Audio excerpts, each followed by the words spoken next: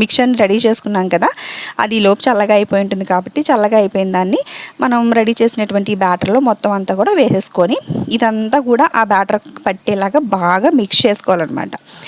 Mix చేసుకొని తర్వాత మనం ఆల్రెడీ నేను స్టవ్ మీద ప్రీహీట్ పెట్టాను కాబట్టి ఒక టిన్లో బటర్ పేపర్ వేసి దాని మీద ఆయిల్ లైట్గా రాసేసి నేను టిన్లో వేసేసి 60 మినిట్స్ అయితే పెట్టానండి. లో ఫ్లేమ్లోనే పెట్టాలి, మీడియము హై అలా పెట్టకూడదు.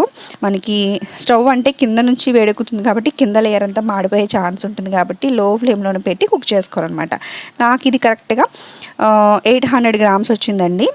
ఒకవేళ కనుక మీరు 1 kg చేసుకోవాలి అంటే కనుక 1 కప్ తీసుకున్నాం కదా ఫ్లోరు, ఇంకొక 1/4 కప్ ఫ్లోర్ తీసుకోండి. రిమైనింగ్ మెజర్మెంట్స్ అన్నీ సేమ్ అనమాట, ఏమీ యాడ్ చేసే పని లేదు. అప్పుడు మీకు పర్ఫెక్ట్గా 1 kg బ్యాటర్ అయితే రెడీ అయిపోతుంది, అంటే కేక్ అయితే రెడీ అయిపోతుంది అనమాట. ఇక్కడ మీకు చాలా ఫ్లఫీగా ఉంది చూసారా, చాలా చాలా టేస్టీగా కూడా ఉంటుందండి.